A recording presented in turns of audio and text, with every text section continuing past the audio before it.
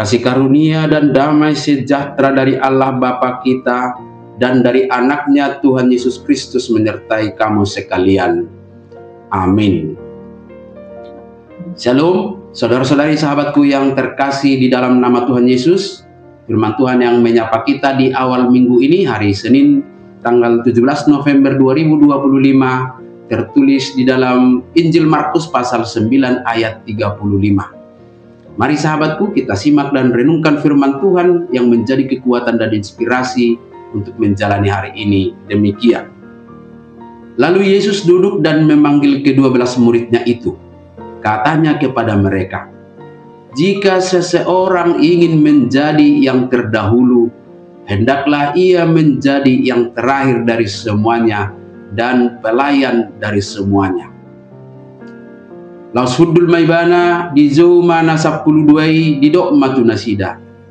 Iai nanaing gabe parjolo di rohana, di bahem ma ibana parpudi, jalan naposo ni saluhut donganna.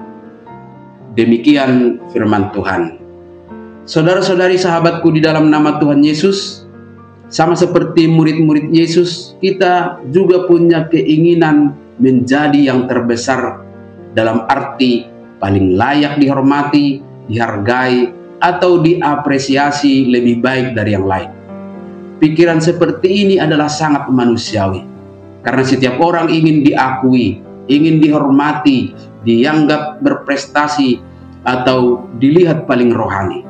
Itulah sebabnya banyak orang, tapi tentu tidak semua, tetapi sekali lagi banyak orang yang pengen tampil dan cari panggung untuk menunjukkan bahwa dia lebih baik dari yang lain. Namun Yesus membalikkan ide seperti ini dengan konsep tentang siapa yang paling besar atau terdahulu dalam kerajaan Allah. Yesus berkata bahwa jalan menuju keunggulan rohani yang disebutkan dalam nas ini sebagai yang terdahulu justru hanya akan diperoleh melalui kerendahan hati, bersedia menjadi yang terakhir dari semuanya, dan bersedia menjadi pelayan dari semuanya. Bukan berebut yang pertama dan terdahulu. Dalam dunia saat ini yang sangat kompetitif, bersaing mengejar popularitas, pengaruh dan prestasi, Yesus mengajarkan cara dan jalan yang berbeda. Yang terbesar menurut Allah berarti bersedia merendahkan diri demi orang lain. Nilai-nilai kerendahan hati itu disebutkan dalam beberapa bentuk real dalam nas ini. Yang pertama adalah bersedia menjadi yang terakhir. Menjadi yang terakhir itu mempunyai makna kesediaan mengutamakan orang lain. Sebuah sikap yang benar-benar paradoks dengan sifat manusia kita, karena harus bisa menaklukkan ambisi dan keinginan pribadi. Kemampuan untuk mengutamakan orang lain, itulah salah satu nilai kelayakan kita menjadi murid Kristus sejati, meneladani Sang Guru Agung kita, Yesus Kristus. Maka kita perlu melatih diri untuk mengekang keinginan dan ambisi kita dengan tetap berfokus pada tindakan-tindakan Kristus yang menjadi teladan satu-satunya dalam nilai-nilai pengorbanan. Yang kedua, sahabatku semua, menjadi pelayan bagi semua.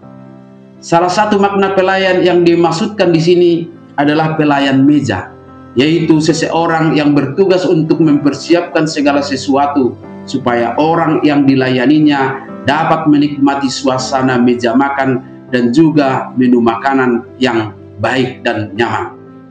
Maka dia harus bersedia disuruh-suruh.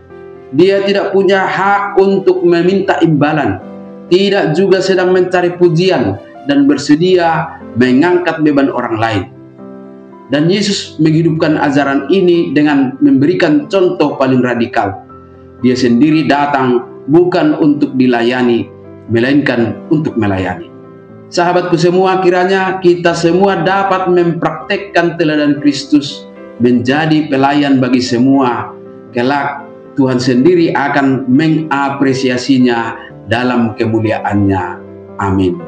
Selamat beraktivitas, Tuhan memberkati.